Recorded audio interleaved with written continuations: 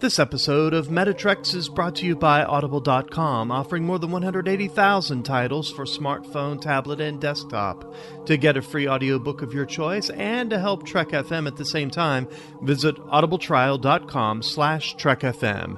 And also by Enterprise in Space, an international program of the nonprofit National Space Society. Find out how you can help science and education and become a virtual crew member aboard the NSS Enterprise Orbiter by visiting enterpriseinspace.org. Want to join the conversation and share your thoughts on this episode? Join the Babel Conference, our listeners group on Facebook. Just type BABEL into the Facebook search field. We look forward to seeing you there.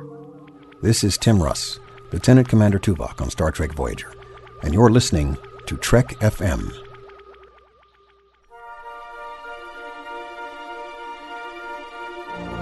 There's no greater challenge than the study of philosophy. My philosophy is that there is room for all philosophies on this station.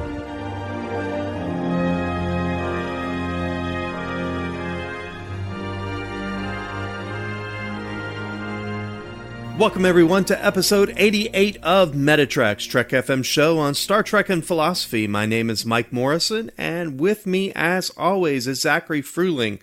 Today, we're going to be talking about Season 1 of Star Trek, the original series, as we dive into our essential Trek philosophy for the original series, Season 1. Zachary, how are you today? I'm doing great. It's great to be recording Metatreks again. It's been a couple of weeks since we've had a chance to record, and I'm so excited to talk about Star Trek, the original series, Season 1, where it all began. And let me tell you something. I'm gonna start right off the bat by saying it was such a difficult task to try and pull a handful of episodes out of this season, because, quite frankly, there's only one episode in Season 1 that I think you can toss out. This is just a matter of my own opinion. Shore Leave, I think, is just one I can leave on the table. You don't like Shore Leave? I don't like Shore Leave, but the rest of the episodes in this season, even going to the original pilot, which was used later on for episode 15 and 16, Menagerie Part 1 and 2, this is just cram-packed full of great philosophy. These stories are just rich, and there's just not a bad egg in the bunch, except, of course, for Shore Leave. As we record this in 2018, there are over 750 hours of Star Trek on television. And all of that Star Trek rests on Star Trek, the original series, Season 1. If Season 1 hadn't been as strong as it had been, the show would never have been renewed for a second season, wouldn't have made it 3 seasons, we never would have had Star Trek The Next Generation, and all of this Star Trek, and by extension, Star Trek and philosophy that we have now, we owe directly to the strength of Season 1 of the original series. And you can go episode by episode by episode, and from episode to episode, the shows are filled with ideas, filled with inspiration, filled with commentary on the human condition. And that season is just so strong. And when you watch the season as a whole, which I didn't have time to do, admittedly, but I've done in the past. I would like to say I watched the whole season to prep for today's episode, but didn't get that far. But when you watch Season 1 of the original series, it's easy to be amazed at how strong it really is. It's such an idea-rich show compared to everything else that was on television at the time. Oh, I couldn't agree more. And quite frankly, when you stack this up against every other iteration of Star Trek, I think that Season 1 of the original series just wins hands down against any other season of Star Trek, bar none. It's just loaded full of great content, and frankly, I think it's just as on point today as it was, in the 1960s when it was first airing on television. It's such a strong season of Star Trek that I had a hard time following our traditional method that we use for our Essential Trek Philosophy episodes. Usually you and I pick 3 or 5 episodes from a season of Star Trek as the most essential Trek philosophy from that season. But this season is so strong, I just plain couldn't follow that method. So I broke our own rules, and I'm not going to do that today for this episode of Essential Trek Philosophy. What I did, I whittled down the season a little bit. I have a larger number of episodes, somewhere like 12 or 15 episodes, and I've categorized them because what I found is that these episodes philosophically fit into themes in a way that episodes in other seasons of Star Trek don't seem to. You could tell where Gene Roddenberry's head was at when he was working on the first season of Star Trek, and we'll talk about what these themes are, but I came up with 4 themes that I think are the most interesting themes in season 1. And one of those themes is overwhelmingly the most significant, the largest volume of material in that season. So what can we infer from that about Gene Roddenberry's mindset at the time, what he was interested in? I'm not really sure, but I think it's interesting that you can categorize philosophically these episodes, and one category is overwhelmingly larger than the other. We'll talk about that when we dive in.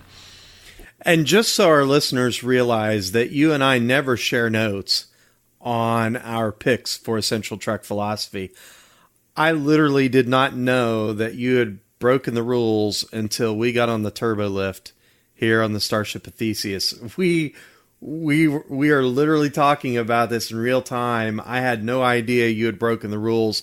I had a very difficult time coming up with a list. I came up with a list of 4 and 2 honorable mentions, and quite honestly, I was sitting there looking at my list going, but what about this episode? And what about this episode? And what about this episode? It was so difficult. And for you to have categorized those, breaking the rules, yes, but I think it's really fascinating the way you've kind of categorized these, and I'm looking forward to talking about it. What was interesting about this exercise of trying to categorize these episodes, and again, not every episode in this season made my list. A lot of them did make the list. What was interesting, though, is the way in which a lot of them are variations on a same theme. It's almost as if Gene Roddenberry and the writers had a very high idea theme in mind, and were exploring that theme in different ways, different nuances, different perspectives over the course of season 1. So it's the reason I couldn't whittle down the list is that I think the playfulness of exploring the same idea in different ways with different nuances, with different characters, different emphases, is part of the fun of season 1 of the original series, both philosophically and from an entertainment standpoint. You know, it's interesting that you say that, because as I was going through, and I've done 4 rewatches of the original series, apart from the fact that I saw most of these in rerun as a child. So, here I am now as an adult. I've done 4 kind of rewatches through the original series. Like you, I didn't have time to sit down and watch the original series season 1 in preparation for this podcast. I'm going largely off of memory, although I did watch a couple of episodes. But I noticed you apparently didn't like Shore Leave when you were younger. I didn't. I thought, giant white rabbits. That's just creepy. When you're 5 years old, that's just creepy, Zachary. Well, you see, I did watch Shore Leave when I was younger, and I remember finding it it was childish, but it was also just fun and out of the ordinary and interesting. And I still like Shore Leave to this day. So there. Yeah, don't get me wrong. It's kind of a fun, happy-go-lucky kind of episode, but it's not. Most people dislike Spock's brain. I like Spock's brain. I would take Spock's brain over Shore Leave any day. I gotta say, I'd probably take Shore Leave. So, and hey, listeners, why don't you all chime in too? Or are you team Shore Leave or team Spock's brain? I have a feeling I'm going to be on the short end of that poll, but we'll see. We'll see. We'll see. We'll see. So chime in, go to the Babel conference and find the show thread and let us know. Are you team Shore Leave or team Spock's brain? Or maybe you're one of those people that say, I don't like either one of them. Just, comment in the show thread. But, Zachary, I did notice as I was going through these that there are themes kind of throughout the season. In fact, one of my honorable mentions is an honorable mention because I felt like it was an exploration of a theme that had already been covered earlier in the season of season 1 of the original series, and I felt like that earlier episode was a slightly better exploration of that theme. So I'm going to be interested to see what themes you kind of honed in on and how you categorize the episodes within these themes. As we go along here, obviously I've got less episodes on my list than you have, but I'll certainly be sharing my list as well. So with that in mind, shall we dive in? Let's do it. All right. You want to give us, say, your first theme and perhaps the episodes that you think might fit within that theme? Well, Mike, I thought I would start by giving an overview of what the 4 themes that I found are. The first one we're very familiar with because we've talked about it many times on Metatreks and many other seasons of Star Trek and many other episodes of Star Trek. And this is, I think, the simplest theme to understand. Moral choices, ethical conundrums, having to choose between doing one thing and doing another thing, evaluating consequences, evaluating the moral principles at play. So one theme right off the bat, a simple, easy to understand ethical theme is just moral choices. But believe it or not, that's actually the least significant theme that I found of the 4 themes that I found. It's so small, I only found one episode that really traditionally fits the bill of a traditional moral choice in evaluating consequences in a utilitarian kind of sense. The second theme that I found is actually the most significant of the themes. This is the one I had a hard time really whittling down and even giving a precise label. I would describe this second theme as transhumanism. Future evolution of humanity. What are the potential that humanity has? What kinds of beings could we evolve into, whether morally or biologically? And in parentheses, the second half of this one theme is judging humanity from a higher standpoint. Many times in season 1 of the original series, the crew of the Enterprise encounters some sort of aliens that are advanced in some way. They take the position of moral superiority. They're the judges of what human nature is and what humans are doing. And Star Trek is very critical of godlike beings, and these kinds of episodes kind of fall into 2 little subcategories. One of the subcategories involves encountering a false god type being that is advanced in some way but has some sort of moral flaw because of that advancement. But the second category is encountering an alien species that's genuinely superior. They do have peace and they're pacifists and they look down on the flaws of humanity. We can look up to those aliens as something we could become someday, and you can see the Gene Roddenberry playing with the idea of what we could become given our full potential. And the aliens that have achieved that looking down and kind of criticizing or examining or evaluating humanity from a moral standpoint, almost like Q does in season 1 of Star Trek, the original series, putting humanity on trial. There's a sense in which humanity is being judged by these morally superior aliens that are genuinely pacifists or genuinely don't understand the warlike nature of humankind.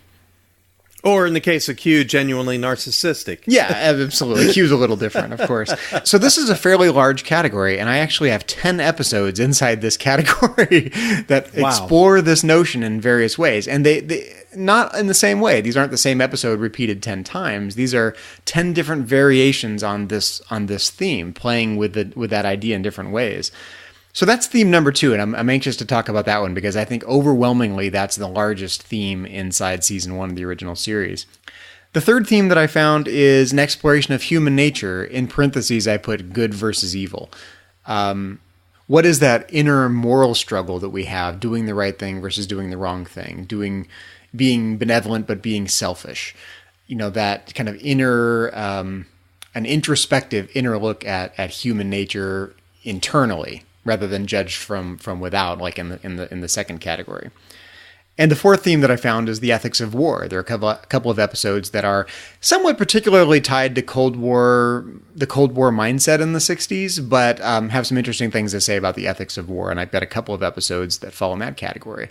And those 4 categories overwhelmingly, I think, exhaust the philosophically interesting material in season 1 of the original series. Well, Zachary, as we go through these, and again, I know that your list is much larger than my own, and I have a pretty good suspicion that my 6 episodes that I've selected from season 1 are probably going to bear out in one of these categories, and perhaps even on your list. So I'm just going to let you kick this off. You want to begin with moral choices, ethical conundrums? Absolutely. Like I said, this is the smallest category on my list because there's really only one episode I found that falls neatly into this category. And I think you might be able to guess what it is. It is The City on the Edge of Forever. In that episode, Captain Kirk has to face the choice of letting Edith Keeler die for the sake of saving the future, preserving the world as he knows it. And you can characterize that dilemma as a straightforward utilitarian dilemma, right? Do you sacrifice one person to save all the people in the future and the future itself, the future that they know, their own past, of course, their own history. But from the point of view of the 20th century, it's the future. So put in that way, I think you can characterize The City on the Edge of Forever as a straightforward moral dilemma. Do you save Edith Keeler or do you let Edith Keeler die? Is there a difference even between killing someone actively and passively letting Edith Keeler die, like Captain Kirk does inside the episode? These are interesting ethical questions about the nature of utilitarianism. And even Kantian ethics, whether there's a genuine moral difference between, if Captain Kirk had pushed Edith Keeler in front of the car, would that have been different than passively standing back and letting the car hit her, not intervening? Is there a moral difference there? We don't want to go into depth on any of those materials today because this is more of an overview of the entire season of Star Trek. But I think if you were looking for a straightforward ethical dilemma, that this is the clearest example that you're going to find in season 1 of the original series. Yeah, as I think about City on the Edge of Forever, and obviously it is number 1 on my list, and I can't say enough about how I feel about City on the Edge of Forever in terms of its position within Star Trek as a whole. I think it is definitely on my top 5 list of Star Trek episodes for a lot of reasons. This is such a strong episode. In terms of its philosophical content. I think you're exactly right. And I find myself, as I think about City, I find myself asking the question, WWKD, what would Kant do?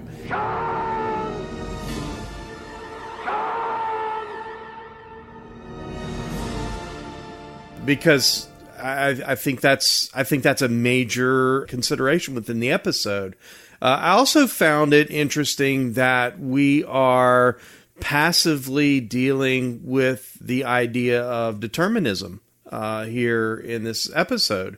We are looking at the effect of one person's life and this kind of trickle down, and it really begs the question, do we have any control over the trajectory of our lives and the impact of our lives in the universe as a whole? And so there's just, again, not enough that I can say about this episode. And I know it's a fan favorite. It's a fan favorite for a reason. And I have a sneaky suspicion that most fans probably would include this on a top 5, top 10, top 20 type list of Star Trek episodes. It's powerful. But can you think of another episode that fits neatly into the moral dilemma category besides this episode? I actually had a hard time finding any other episode that has a straightforward choose A or choose B, these consequences versus those consequences kind of structure. Yeah, Zachary, I think that's a great question. And I think what we see here in City on the Edge of Forever really is it's a trolley problem. It's if you turn to the left, it's one life. If you turn to the right, it's the entire future as they know it. So it is a bit of a trolley problem, and I think it's unique in that respect in season 1. But I think there are actually a lot of episodes where there are these kind of difficult moral and ethical choices, these conundrums that kind of pop up. I think we see it in episodes like, for instance, Menagerie. Spock has essentially made a difficult ethical choice. He's risking his career as a Starfleet officer to help his friend Captain Pike. I think we see it early on with episodes like Where No Man Has Gone Before, Charlie X. I think there are a lot of episodes where we see these types of difficult moral and ethical choices in the midst of these conundrums. But I think what makes City on the Edge of Forever very unique is that it really is this quintessential trolley problem. I was honestly very surprised, Mike. If we were talking about a season of Star Trek The Next Generation or a season of Deep Space Nine, this is all we'd be talking about. We'd be talking about consequentialism versus Kantian ethics, this trolley problem versus that trolley problem. And those kinds of dilemmas are rampant in the later iterations of Star Trek. I was actually just surprised how few episodes display that kind of moral conundrum. And I was equally surprised by the extent to which there was a preoccupation with things like human nature and future human potential. Overwhelmingly, that was the emphasis of season 1, in my view, of the original series. And significantly less emphasis on what I would consider traditional ethical moral dilemmas in a trolley problem sense. Yeah, I agree completely.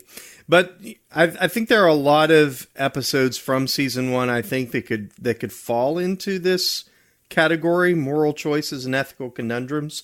I do believe that City on the Edge of Forever, Zachary, is by far the best choice from the entire list of season 1. And I would go so far as to say even the other episodes that have some element of a moral or ethical conundrum, a decision-making problem, choose A or choose B, that is the secondary theme in the episode, that the theme of future human potential is the dominant theme even in those episodes.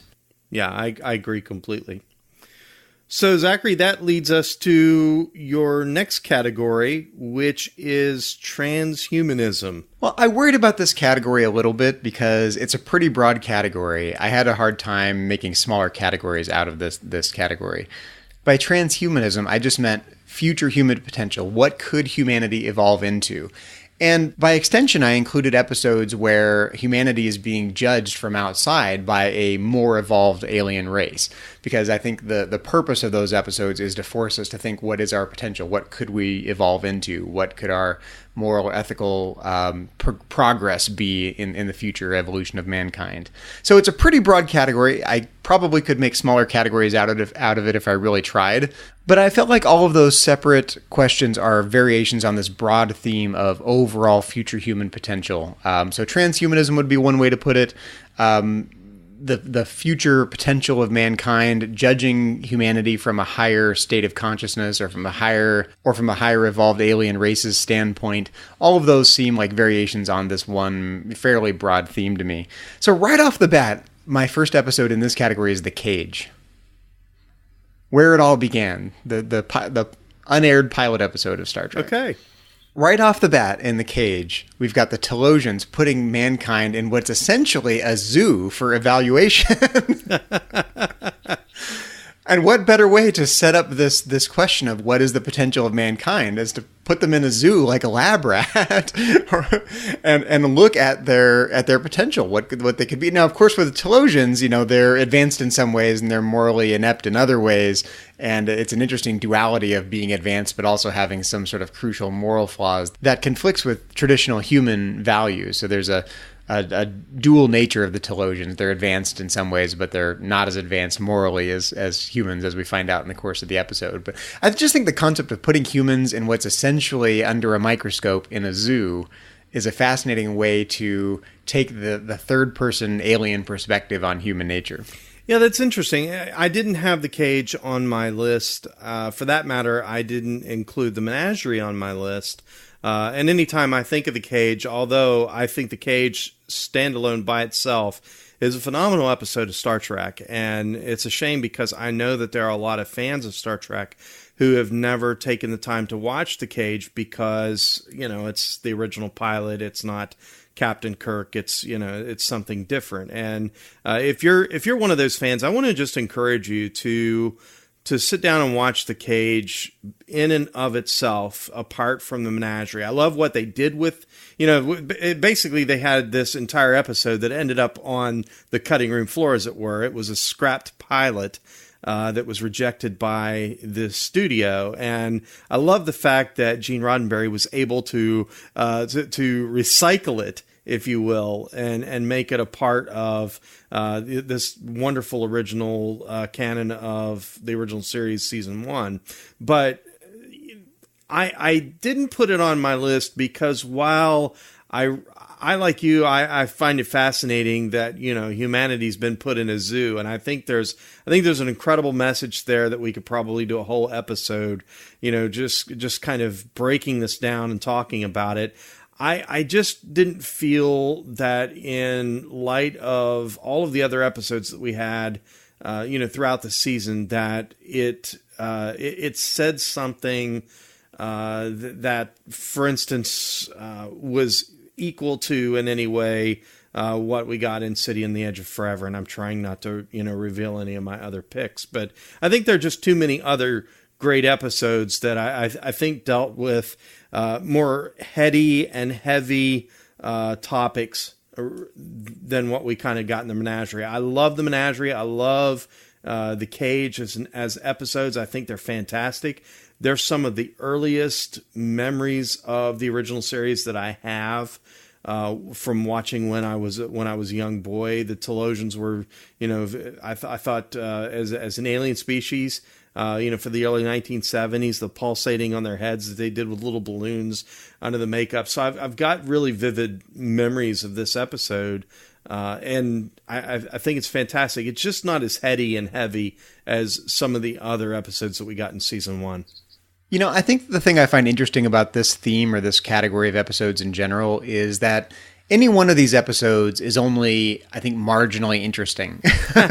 But you put them all together and you get a fairly nuanced interplay of questions about human nature and questions about human potential that, taken as a whole, represent a very playful exploration of what our potential is, what our strengths and our weaknesses are as a race, as a people. What else falls under transhumanism? Okay, so I've got the Arena. Okay. In the Arena, we have the Metrons, who are, again, evaluating humanity from this more advanced alien race standpoint. In this case, the Metrons are evaluating our ability to overcome our violent instincts. Okay. Again, raising the question, what is our potential? Can we overcome this baser, more instinctive nature and attain a higher level of thinking about these things? And again, I don't have the Arena on my list. There's a sense to me in this episode of esperance, of hope. It says to me that man is able to overcome, their violent and suspicious nature, in spite of, in this case, the Metreon kind of sets up this this duel between the Gorn and Captain Kirk, and we get that kind of epic struggle that goes on within this episode. And, to me, I think it speaks to what we were talking about with City on the Edge of Forever, these moral choices, these ethical conundrums.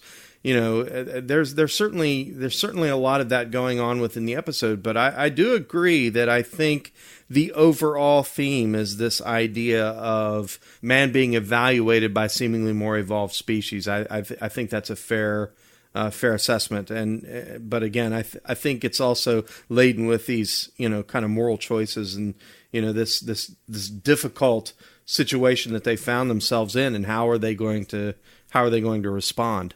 Well, it's amazing how many times this actually comes up in the course of season 1 of the original series. Not only do we have the Telosians in the Cage, not only do we have the Metrons in Arena, but now we have the Organians playing essentially the same role. They step back and take the third-person perspective, evaluating humanity's ability to find a peaceful, non-violent solution with the Klingons, and essentially forcing humans to do it in the case of the Organians. Sure. Playing a much more active role rather than just standing back and... Well, unlike the Metrons in the Arena, who basically comment, they basically set up the situation, and at the end of the day, they tell Captain Kirk, you've got potential, we believe in you. You'll evolve to be like us someday. We trust you. You're not all bad. Yeah, maybe in a few thousand years. Yeah. Right. Exactly. The Organians are a bit more proactive. They basically force the pacification of the situation between humans and Klingons. And it's interesting that came later in the series. It's almost like there was an evolution in thought, almost like a second guessing oneself. The arena is very optimistic, right? The Metrons are like, oh, you'll get here someday, no problem. We'll just wait a few thousand years, like you said, and you'll evolve to be peaceful. Whereas the basic thesis of the Errand of Mercy is that humans are not able to do that, at least not right now, and they need to forcibly be pacified. The thing that I love about this particular episode is, we talk a lot on our podcast here about hermeneutics, and I think there's a really great kind of hermeneutical question that we can ask about this episode. We first of all, we realize that this episode really takes the perspective of the Organians. They're pacifists, and they're rather appalled by the territorialism of these two species, the humans and the Klingons, and these are two species that they're territorial and they're adversarial, and the Organians are just kind of fed up with it. And like you said, you're absolutely right. They kind of force their pacifism onto them, and I think it's interesting because at the time that this was written, I think that there is a commentary here about, kind of this Cold War mentality. I think that was prevalent in the 1960s, and even quite possibly, some commentary about America's involvement in the Vietnam War. I think certainly. You can find nuances of the story. I think that speak to that a little bit, but I do love, Zachary, the timelessness of the message and what I think it says, to us today. Because let's face it, since the original series era 51 or so years ago, we've not evolved a whole lot in terms of. Well, you raise an interesting question. The question that you're raising is the message of these episodes inherently a political message? Is it more about social commentary based on the political dynamics of the 1960s and issues of global war, whether it's the Cold War, whether it's Vietnam? Or are these episodes fundamentally about human nature and future human potential? I took the human nature reading of these episodes, but that's partly because I grew up at the tail end of the Cold War and I wasn't living in the height of the Cold War, and I don't identify with the fear associated with the Cold War era. I grew up in the 1980s, which is essentially a more optimistic time. We weren't really worried about nuclear war, even though the Cold War hadn't ended, and we weren't worried about World War III in the 1980s so much. So when I was watching the original series, those weren't issues top of my mind, and those issues are there. They're definitely historical hermeneutical questions, but for me, the timeless message is the question about human nature. Can we as a people evolve into something better? And that's a timeless question, not a spatio-temporally located question based on the 1960s. Sure. And I have to say that it's almost, in some respects, laughable. At the end of this episode, basically they confabulate a little bit, and the problem is at least temporarily solved, right? When we realize that it doesn't dissolve the tensions between humans and Klingons by a long shot. But I do appreciate the kind of 1960s way that they wrap the episode up, and again, I think that the overall message there was, it was a political one. It was about diplomacy and communication, and how that can really reduce tensions and at least help find common ground, to move forward from.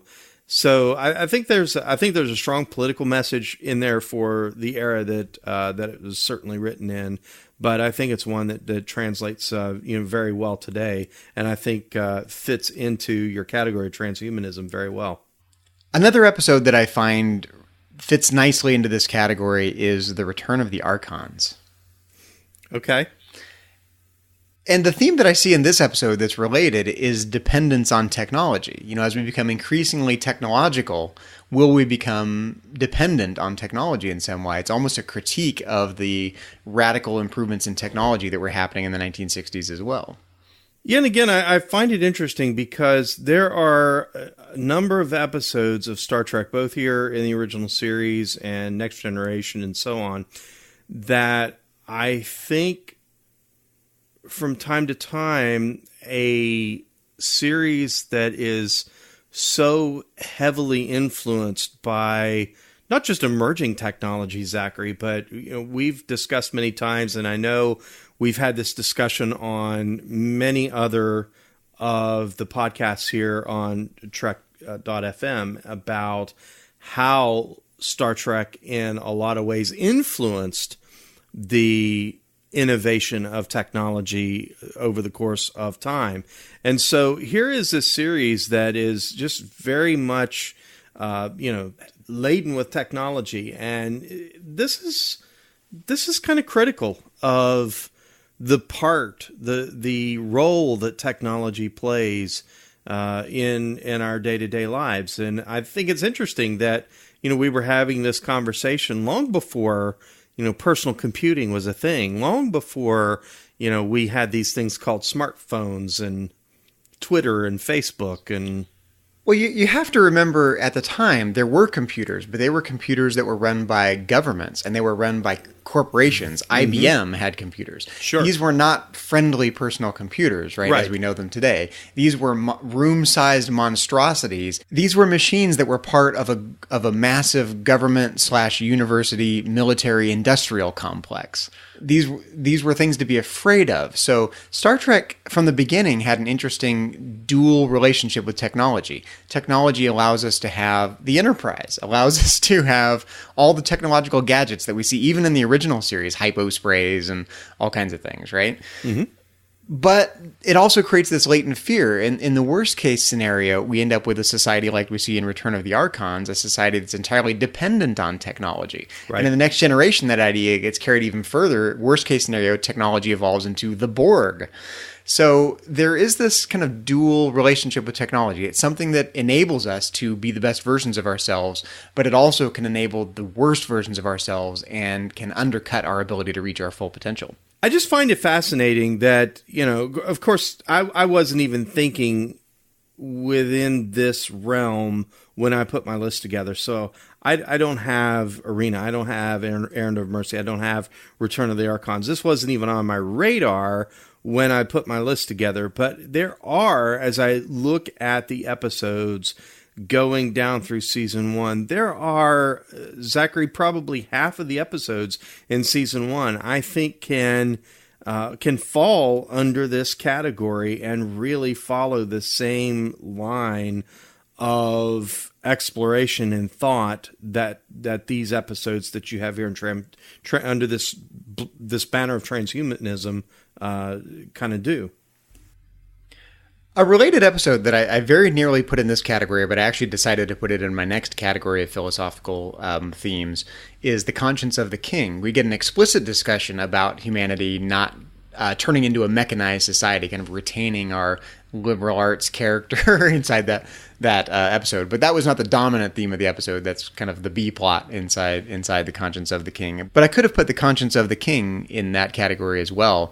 But there are a few of these. So yeah, we've got this commentary on being dependent on technology and Return of the Archons.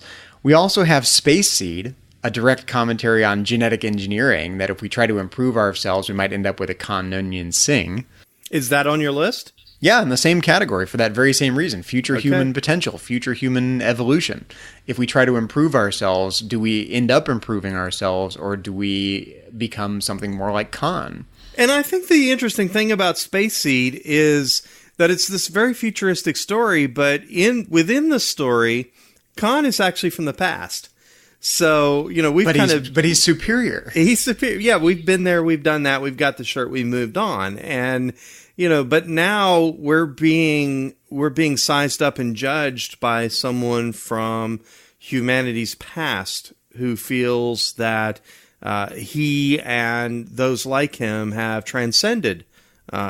us as human beings and are in every way superior.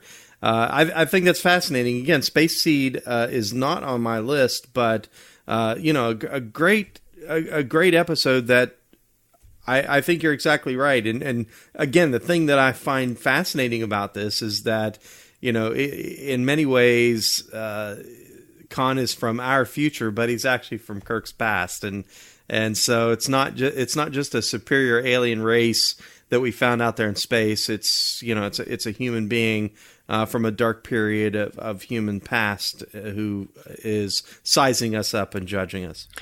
Well, put in those terms, it's actually yet another variation on humanity being judged from the third person. It's not as plausible as being judged by something as advanced as the Organians or as advanced as the Metrons.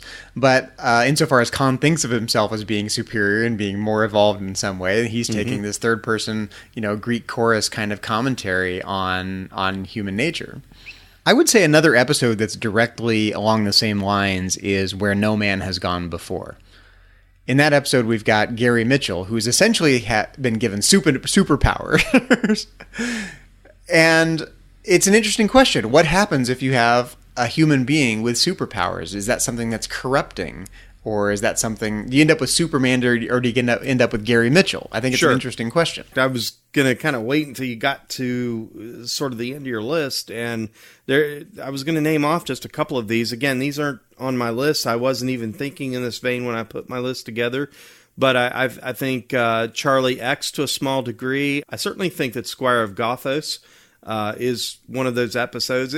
These are superior beings who are almost amused by humanity, as though they were playthings. Kind of the same amusement that I get, from something silly that my dog does. When I throw a ball or pretend to throw a ball. You do that with your dog. You pretend to throw a ball, and the dog takes off running after it, only to realize that it's not been. That's a lot of these episodes. I feel are that kind of scenario.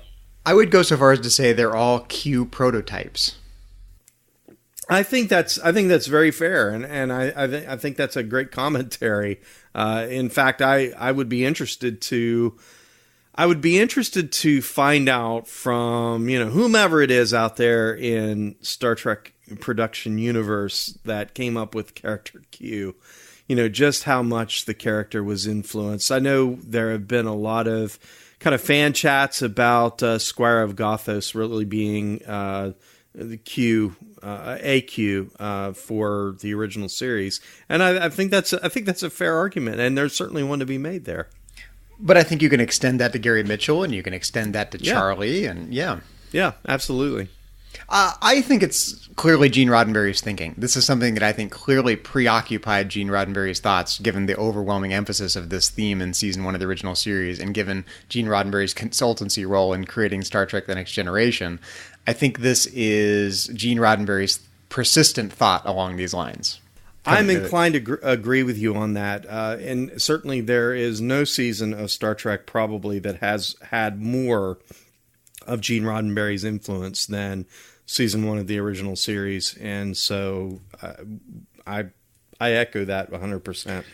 So I have more in this category. I also have What Are Little Girls Made Of? In that episode, we get a very interesting question. Will humans be able to evolve to the point where we could shed the biological and transfer our consciousness into android bodies? Is that a future improvement of mankind?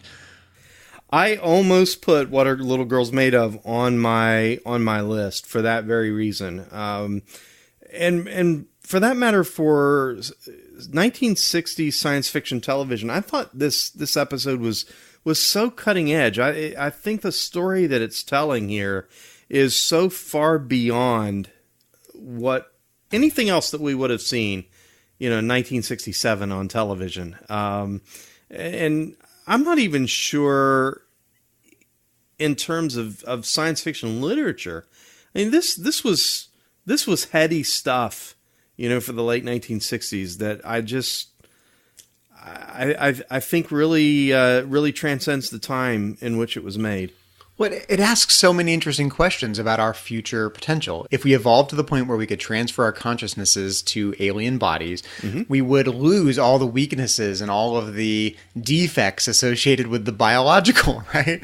Yeah. But this episode says we would also lose an important part of our humanity. And Roger Corby is clearly not himself. It's revealed at the end of the episode. It's not Roger Corby anymore. He doesn't have the same humanity to him. He's lost something important. On the other hand, he gets to be essentially eternal. He gets to become an old one day. Mm-hmm. It raises the interesting question about whether life would be worth living if you get to essentially be an eternal being like Ruck in the episode. Right. It's funny you say it's advanced. I laugh every time I see the shots of the android open up, like the phaser wound or the scratch on Roger Corby's hand, because I just laugh at the idea of having these androids with discrete components, like these massive capacitors and resistors showing, because the integrated circuit hadn't become prominent at that point yet, so no one knew what that was. So if you were going to create something electronic, of course it would have these big clunky can-shaped capacitors and that kind of thing. Right. I think the thing that I find fascinating about this particular storyline is that we saw it so many times, not just over the course of other iterations of Star Trek, but we saw these types of stories pop up in other seasons of the original series, and then certainly it was repeated. I mean, we've got consciousness going into light balls and computers, and we're taking human consciousness and putting it into androids, and I mean, this is a recurring theme in Star Trek. And this is a theme that carries over even into Star Trek The Next Generation. I'm thinking of the episode The Schizoid Man, where Grandpa gets transferred into into Data. Well, then that's exactly what I was referencing when I said, we're transferring human consciousness over into androids. To know him is to love him. Well, it's almost laughable, but it's borrowing, really, I think, by and large, from what we're seeing right here in the original series. Well, Nurse Chapel did say that about Roger Corby. To know him is to love him, is to know him. I think she said that about Spock, too, so... Several times in the course of... I think so. The original series. So, I have more, believe it or not, in this category. I think you could plausibly put Miri in this category. I think you're right about that. In Miri, you get the idea that for all of our medical advances, we could still invent a plague that wipes ourselves out. Yeah. So it's a commentary on the danger. Again, it's sort of a subspecies of being skeptical about technology and the dangers of technology. This is plausibly a commentary on the dangers of medical technology. Yeah, without a doubt. I think there's a tremendous commentary here because, again, we're dealing with an era in which many countries throughout the world were dealing with chemical weapons and biological weapons, and they're experimenting and they're developing these things. And here's Star Trek saying, "Stop it! This is bad. The potential is devastating." And they were able to do this, Zachary, because they used something as benign as a science fiction program, and they were able to address, I think, in real ways, a lot of the political and social problems that were going on right there in the 1960s. So I have one more episode in this category, and I kind of tacked this one on at the end, and I'm not 100% convinced it belongs in this category, but it belongs enough where I put it on my list. I put Dagger of the Mind. Okay. Because it raises the question of whether we will ever get to the point where we have a more evolved view of crime and punishment. Will we evolve in our perspective on how we should treat people who are functionally criminals, but this episode kind of makes the claim that really it's a question of brokenness. We need to treat them more sympathetically and treat them rather than punishing criminals. So, it's not transhumanism per se, but it is making the claim that there's a more evolved perspective that mankind will evolve into along the lines of punishment. So, again, does it really belong in this category? I'm not sure, but I tacked it on there anyway. Yeah, and I think it's one of those topics that somebody there in the Star Trek writers' room was caught up in it enough that it pops up again in future episodes. Whom Gods Destroy comes to mind from the third season that I think in many ways has the same message. It's told in a completely different way, and it's a completely different scenario, but it really is addressing the same moral and social and ethical problem that the Dagger of the Mind does. And so, yeah, I agree. And I think it's fair that it's on the list and in this particular category. So none of those, Zachary, were on my list at all. And again, I've said it several times.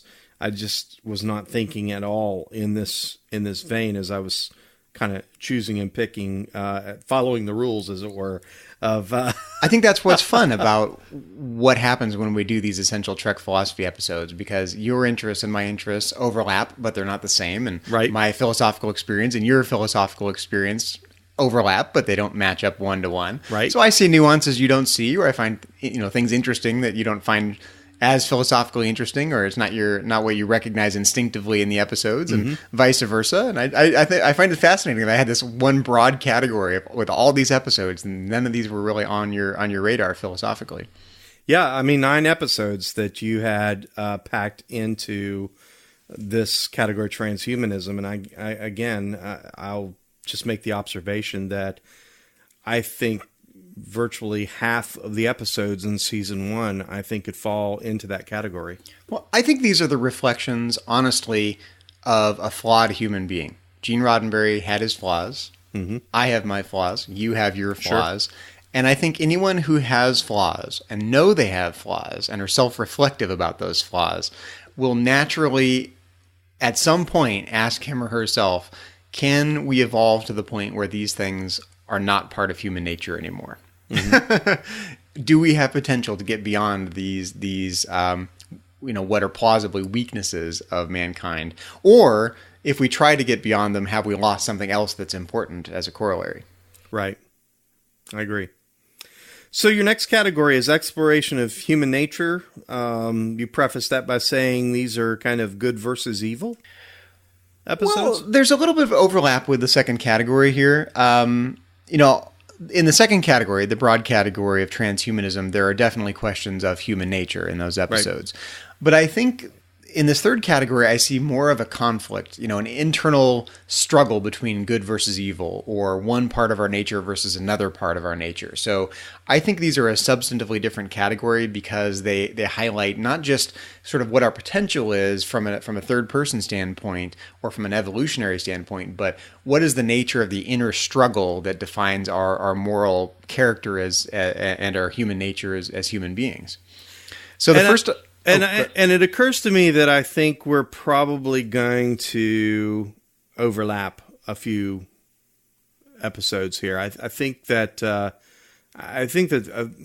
more than a couple of my choices, I think, could fall into this category. And I think, Zachary, if I know you, and we've been doing this for a long time, I think that I know where you're going to go with this. We'll see if I'm right. I have exactly 2 episodes in this category, and there are probably more, and maybe you have more you want to add to the category. The first, I think, is the obvious pick, The Enemy Within. Yes, that is, on my list. It's fascinating to take an internal struggle, the pacifist side of you versus the violent side of you, or the good side versus the evil side, however you want to characterize it. Take those 2 components, split them into 2 different people, and see if those 2 people are functional human beings, or if those 2 parts of our nature need each other in some way. Yeah, I love this episode. Again, this is going to be one of those episodes that's probably on one of my short lists of best Star Trek episodes, and I don't think it could have happened to a nicer guy than Captain Kirk. To get to see him split down the middle and really get to explore 2 very different sides of the same coin, I think is just utterly fascinating. I think there are so many questions and so many interesting things going on in this episode as we explore, these 2 very remarkably different people who make up the same Captain Kirk. And I think that Dr. McCoy's observation in that he says to Kirk, you need that part of you. Suddenly Captain Kirk realizes that there is something very dark within him. And Dr. McCoy says, it's a part of you. You need it. And even Captain Kirk recognizes that he needs it. I would say even more interesting, though, and it's not something that gets quite as much attention in the episode, is you could say the exact thing about the other half of Captain Kirk. Absolutely. You need the hesitancy and the tentativeness in order to temper that violent nature. Without a doubt. And I think it speaks to the balance that every human being, I think, struggles in their life to make. They're rather to strike this, striking this balance. I think it's every man's struggle, to keep these two sides, not to put one on the back burner or to hold it at bay, but rather to strike this interesting balance. And I think, again, we see this in other episodes, but not done so brilliantly as to literally take a man and split him in two and explore those two sides of a man as two distinct individuals. And I think we've done the reverse of this. I think that Tuvix in Voyager in a lot of ways is this kind of reverse version of the enemy within, in that we took two distinct individuals and we made one. I guess my only critique of the episode is that it's a little simplistic. There are obviously more than two facets to our personalities, more than one kind of moral flaw to have, right? So, and I think if you look at people, I could look at you, you could look at me, I could look at whomever, and each person has a different kind of struggle, right? Sure. Maybe as a starship captain, violence versus hesitancy is Captain Kirk's struggle. But I don't particularly relate to having a struggle with violence, so I don't relate to that aspect of Captain Kirk's personality very much. Although I have my own flaws and weaknesses, and so do you. And I just think if we took any given person and split him or her into two, it would be not necessarily the same two people we get in this episode with the two Captain Kirks. Yeah, I agree completely, and I think these two halves of Captain Kirk are what, and they make this observation in the episode. I mean, they say as much within the episode. What makes him a good captain is that he strikes the perfect balance between these two halves of himself. I also put the conscience of the king, like I mentioned earlier. That is on my list as well. Yeah, because it raises an interesting question. You take someone like Kodos the Executioner, who is essentially committing genocide, somewhat analogous to Hitler. And you ask the interesting question, are they genuinely evil? Or is there some story you can tell about that individual and the story they tell themselves and the reasons they would give for what they're doing that makes them not evil, just misunderstood or misguided in some way? It's an interesting exploration of the nature of good versus evil and human nature. Is there genuine evil out there, or are there just, people who think of themselves as good people who do bad things for all the wrong reasons? Yeah, and Zachary, I don't really have anything specific that I want to say about this episode. It was on my list as well. I knew that we were going to overlap here. But if our listeners want to listen to a much more detailed discussion regarding this episode, The Conscience of the King, they should go back into our back catalog. It is episode 83 of Metatrex, entitled Caesar of the Stars. We had about an hour and 20-minute discussion all around the topic of The Conscience of the King, and really I think everything that I had to say, and certainly we had a great deal to say about this fantastic episode, can be found there in episode 83, Caesar of the Stars. A mere 5 episodes ago. Absolutely. I think there's another episode, Zachary, and it was one of my honorable mentions, I think, that falls along this line. If you recall, at the top of the podcast, I mentioned that I had an honorable mention that I think in many ways reflected the same philosophical kind of point that's being made with Enemy Within, and that is the alternative factor. I think it tells a very similar story that we get with the enemy within, in that there are two sides of this alien entity that is, they're struggling with one another. And so I think it fits in to this category, exploration of human nature, this idea of our inner good and our inner evil kind of, at odds with one another. I think that's explored a great deal in The Alternative Factor, and I just found it fascinating, and I put it as an honorable mention because I think they explored this in just slightly better way with The Enemy Within, but nevertheless, I thought The Alternative Factor deserved mentioning on my list. Well, I think these are some of the most introspective episodes of Star Trek because they come from within, right? We all experience some sort of struggle like this, right? Every person in some unique way has some sort of inner struggle. And it's interesting to take that inner struggle and find a way to represent it on the screen with separate people, like, taking Captain Kirk, splitting him into two different people, and kind of putting that inner struggle on display for the world to see, so we can talk about it and evaluate it and learn something from it in the course of watching Star Trek. I find it fascinating. There's a line within The Alternative Factor that I think is, to this day, I just find it fascinating. Lazarus is this entity that is matter, and he has an antimatter counterpart, and these two are just locked into this battle. And he says to Captain Kirk of his counterpart, he's death, anti-life, he lives to destroy. And it's interesting because I think that there is within every one of us the ability to sabotage, to self-destruct, and I think many of us, I know certainly I do. I struggle against that sometimes. This part of me that every time I have something good in my life, I find a way to just blow it up, and we come to a place where we have whatever it is that we've gone out there to seek and to find and to achieve in life, and when we have it, it's not good enough. It's we don't find joy sometimes in the things that we think will bring us joy, and so I see that kind of introspective struggle here with Lazarus, but I find it fascinating that in many ways these two characters they look alike. They're a lot alike, but yet they are so anti one another. It's like Superman and Bizarro.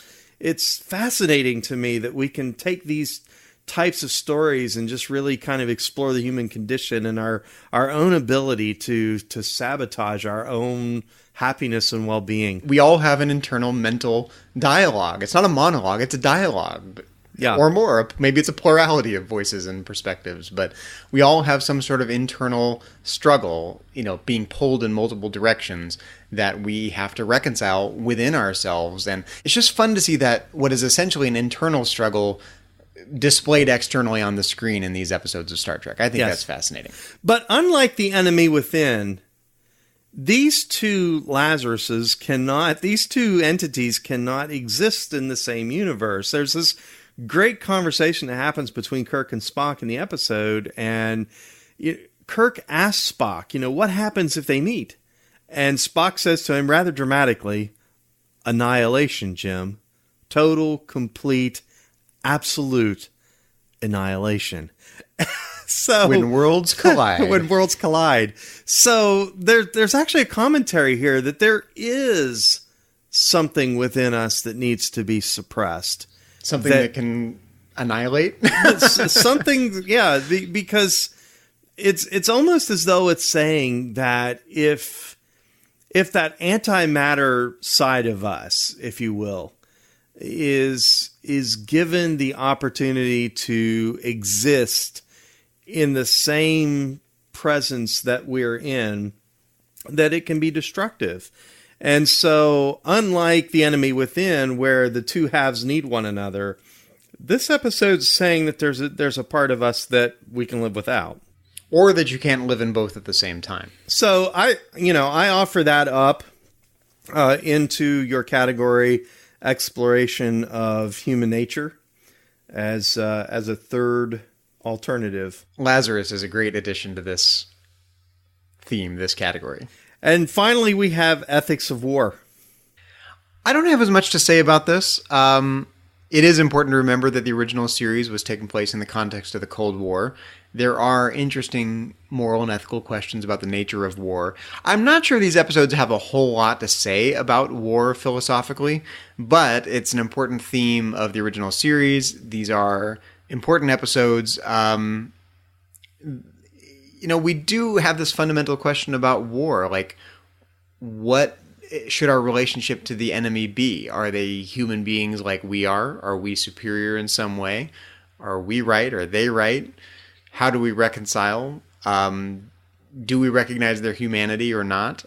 And the first episode on my list here is Balance of Terror. And I put this on my list because I think Balance of Terror raises this very interesting question about viewing the enemy as an equal. I think we tend to view ourselves as superior to our enemies in some way. In the height of the Cold War, we were the morally superior nation, and the USSR was inept in some way, morally inept or corrupt, or doesn't have the same ideals we have. Mm-hmm. But you take these two starship commanders,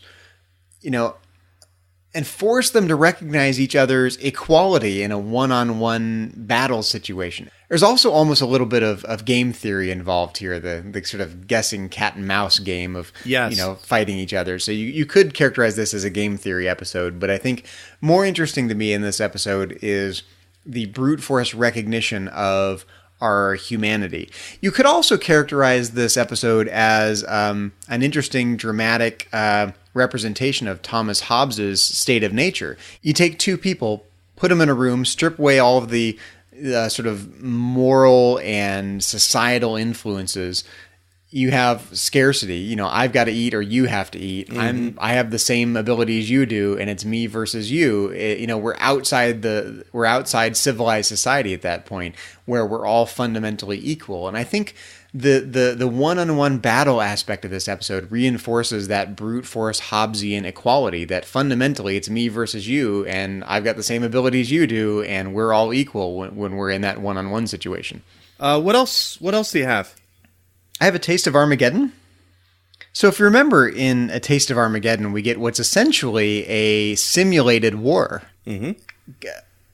Costs and casualties and victories and losses are all calculated. The requisite number of people have to submit themselves for what's essentially an execution.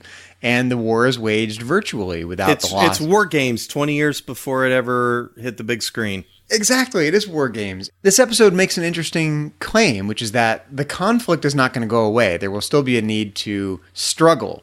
But if we can find a way to virtualize it, essentially play a video game and I take my losses and you take your losses without the actual losses, then we can have our struggle, but in a more civilized way. It's a very interesting thesis to make. It's not that we can eliminate war altogether. It's that we can find a more evolved way to do it that doesn't involve so much chaos. So, Zachary, that wraps up your category Ethics of War. So we've covered your categories Moral Choices, Ethical Conundrums. We've covered transhumanism. We've covered the exploration of human nature, this idea of our inner good versus our inner evil. And now we've covered ethics of war. So you have given us your final episode on your list of essential Trek philosophy. I actually have two more episodes that were on my list. And again, I had 4 episodes that were on my list of essential Trek philosophy. And just to reiterate what I said at the beginning of this podcast, it was incredibly difficult. And this entire list of episodes, all 29 of them, I think, could be considered essential Trek philosophy. Wait, you had 4 episodes on your list, and I had about 15 on my list. Yes. And out of those 4, only 2 were on my list of 15? No. Out of your list of 15, we share 4 in common. Oh, okay. I thought you were saying you had 4. Yeah, and only 2 of them. We actually share 4 in common. So I have 2 episodes left. So I had a list of 4 with 2 honorable mentions. The alternative factor was an honorable mention. I'm going to go back to my main list. This Side of Paradise was on my list. And apart from the fact that we get to see Spock high in this episode, I really... Altered states of consciousnness, the philosophy of altered states of consciousness. There's nothing more 60s than this episode. Yes, we got to see Spock's altered states of consciousness, which I think that in and of itself is a spectacle. But the thing that I gravitated towards, this is really, in a lot of ways, this is before holodecks. So I think that in later iterations of Star Trek, Barclay, I think, was a great exploration of kind of the same theme that we see here. And that is, we have a situation where people are living a lie and they have to make a decision at the end of the episode. Do they live with the lie, or which is that's paradise. And even Spock became influenced by the environment. So the environment of this planet is altering the state of the people that live there. And so they have to make a choice. Are they willing to give that up to live in reality, or to live in this kind of make-believe, this pseudo existence that they live in? I'm not sure exactly what the commentary was about. Was it the obvious? Was this in some ways a, snap out of it and stop dropping LSD for the 60s, drug culture? I don't know. I don't have an answer to that. I really don't. That's a question, I think, for, Nathan Butler and DC Fontana. But what I do know is that it's this really interesting conversation that goes on within the episode that really asks the question, are you willing to trade the truth for a lie and live in it? And so we explored this many times. Again, I think Barclay was probably the next generation's kind of version of what this episode was all about. You make an interesting point that this is essentially a holodeck episode, analogous to the holodeck episodes that we get in the Next Generation. Maybe that's what I like about Shore Leave, honestly. We talked about Shore Leave earlier in the episode. Shore Leave is essentially a holodeck episode as well. If anything you want can be manifested, anything you happen to be thinking about, anything you desire, that is holodeck-like as well. And it raises the same question, if we got everything you want, would you live in that fantasy world versus living in reality? So, Zachary, not to belabor the point, but my other honorable mention, this is my other episode. So we have This Side of Paradise that was on my list of 4, Essential Trek Philosophy. I had The Alternative Factor as an honorable mention. My other honorable mention was the episode Devil in the Dark. I'm a sucker for the Horta. And it's an episode that we talked about previously on Metatreks. Yes, it is. And I won't go into a great deal of commentary about it because I feel like we have talked extensively about this episode. Well, I think there are 2 important things about that episode worth noting. One is that it is more of a question of philosophy of biology. What is the definition of life? And are there fringe kinds of beings that we may or may not accept as life that properly should count as life? That's different from the life we know here on Earth. It's an interesting question in philosophy of biology. It's an interesting question scientifically. But it also raises the question of recognizing the sameness in the other, right? It's in a way, it's similar to Balance of Terror. Recognizing the things we have in common, even with beings that are radically different from us in other ways. It's for that reason, the definition of life. It's this exploration. And at the beginning of the episode, you don't realize that this creature, although entirely different, in many ways very similar to a human being in that it was only trying to protect its eggs, its young. And its reaction was that of self-defense. The observation was made within the episode, it killed a man, and for that reason, it needed to die.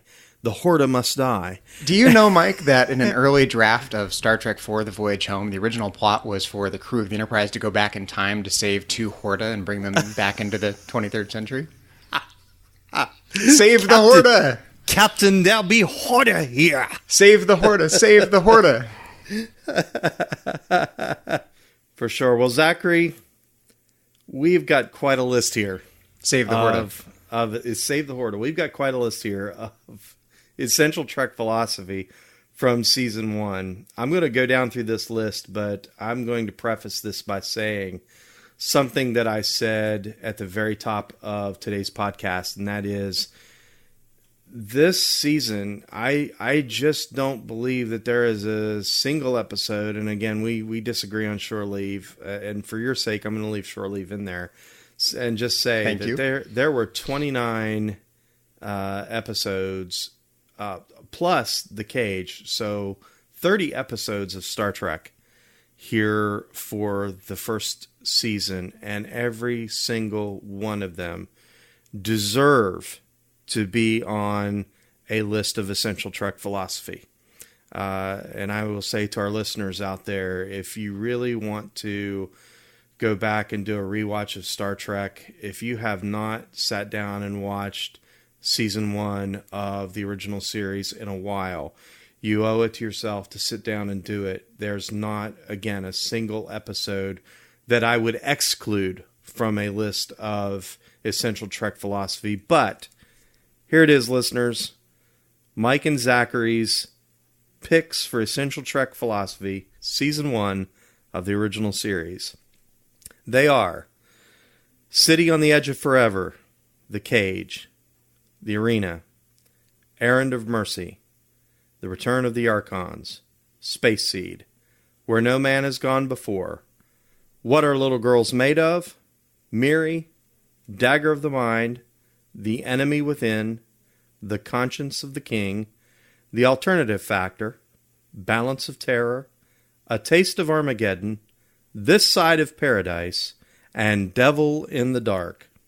Zachary, that is essential Trek philosophy from season 1 of Star Trek, the original season. You forgot one. I forgot one. Charlie X. Charlie X. Let's add that to the list. We talked about it. It came up in the context of my second category.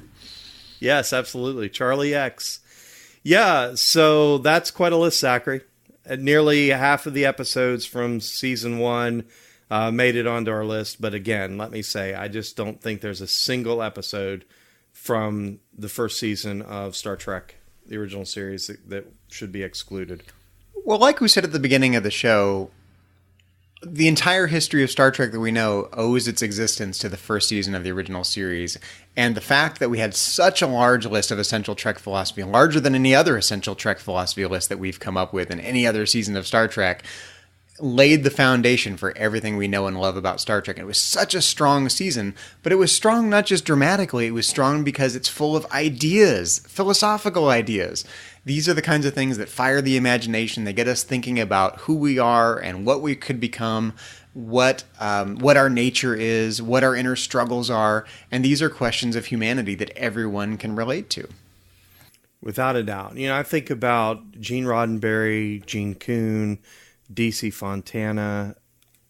These names to me are revered because of what they were able to create and the way they were able to explore the human condition, I think, in ways that, here we are, Zachary. I think there's no greater testament to what Gene and his crew of writers and professionals were able to put together than the fact that here we are 51 years later still talking about it with just such awe and reverence for what they created. I do feel a little bad that I broke your schema for how we do essential Trek philosophy. I just couldn't stick to the normal rules. Well, you are a rule breaker, and you know, I at least half of me is. I appreciate you at least half. And Zachary, you need that half. You need that. Okay. Well, Mike, it's been fun talking about saving the Horta today, but this isn't the only thing we've been talking about here on Trek FM this past week. So here's a quick look at some of the other things you may have missed elsewhere around the network. Previously on Trek.fm. To the journey! Do you have to have the stick to be the grand proxy? The scepter? Yeah. I see it as a walking stick. Is that supposed to be the Grand Negus's scepter? Like, is that the actual one? Oh my It's a gosh. replica, of course, but is it supposed to be the actual one? I don't know, but what it reminds me of totally is old Biff from Back to the Future, old Biff, with his cane that he hits people on the head with. That is totally Hello! McFly! Think, McFly, think. Standard orbit. People are coming over and they're introducing people to him, and it's my turn. And he goes, Steve, Jimmy, I want you to meet the host of the convention. This is Stephen Lance. And he goes, pleased to meet you, sir. Nice to meet you, Mr. Doing. And he goes, hi, Steve. Nice to meet you. And he's like, what? What? You mean you don't talk like that? The 602 Club.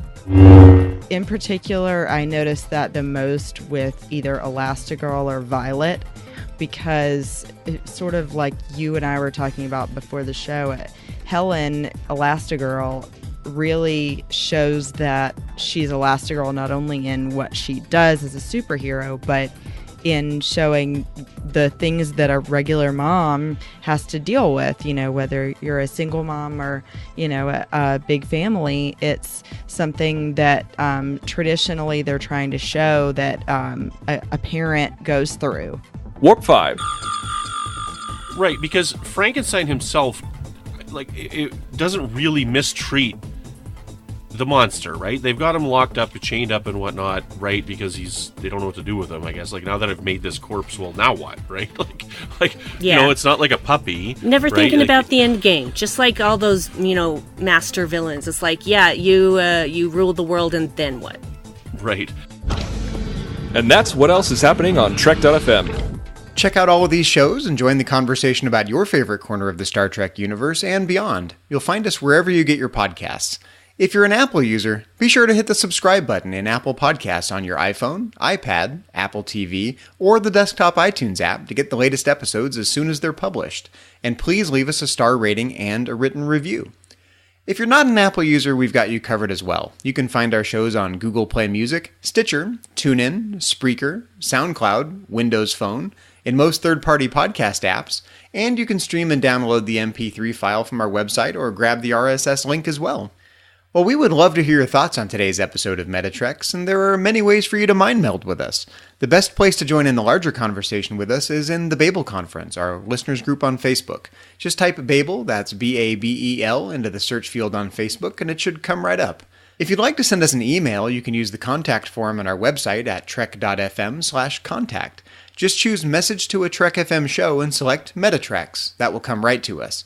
You can also find the network on Twitter at TrekFM and on Facebook at facebook.com/TrekFM. Well, speaking of contact information, Mike, when you're not busy designing your Android body, where can our listeners find you on the interwebs and around the Trek FM network? That's quite a task. And when I'm not doing that, you can find me on Facebook. That's where I'm most active. I'd be glad to talk about Star Trek and philosophy with you in the Babel Conference. I'm also on Twitter. My Twitter handle is @CMichael1701. I'm occasionally on Instagram, CMichael1701. And Zachary, when you're not advocating for the preservation of the Horta, where can our listeners find you around the network and on the interwebs? Well, you can find me elsewhere on Trek.fm as co-host of To the Journey, Trek FM show dedicated to all things Star Trek Voyager. You can also find me in the Babel Conference if you'd like to talk about Star Trek and philosophy with me in there, and you're welcome to follow me on Twitter. My handle is just my name, @Zachary Fruhling. That's Zachary, Z-A-C-H-A-R-Y, Fruhling, F-R-U-H-L-I-N-G. Well, if you'd like to help us keep all of our shows coming to you each week, we invite you to become a patron of the network on Patreon. Just visit patreon.com/TrekFM, that's patreon.com/TrekFM, to get all the details. Perks include early access to episodes, exclusive content, producer credits, and many more, all available through our special patrons website, the Patron Zone. It requires a great deal of time and money to produce, host, and distribute these podcasts each month. We really appreciate any support you can give us, and we hope you'll join the team. Again, you'll find all the details at patreon.com/trekfm.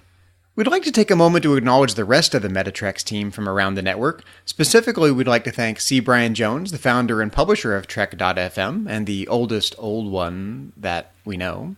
And dare I say, there is no greater advocate of Horta in the galaxy. Save the Horta. Hashtag Save the Horta. We'd also like to thank our executive producers, Matthew Rushing and Kenneth Tripp, Aaron Harvey, our art director, Richard Marquez, our production manager, and Brandon Shea Mutala, our Patreon manager. And a special thank you and a shout out to our 4 associate producers here on Metatreks. We'd like to thank Patrick Devlin. You can find Patrick under the Twitter handle @MagicDrop5. Kay Shaw, my former co-host on To The Journey, @ChocoWeeble on Twitter.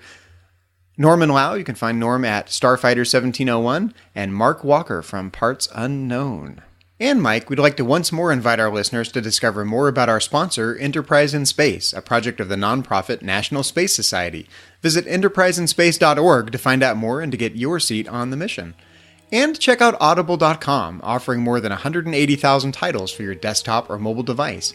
To get a free audiobook of your choice, visit audibletrial.com/trekfm.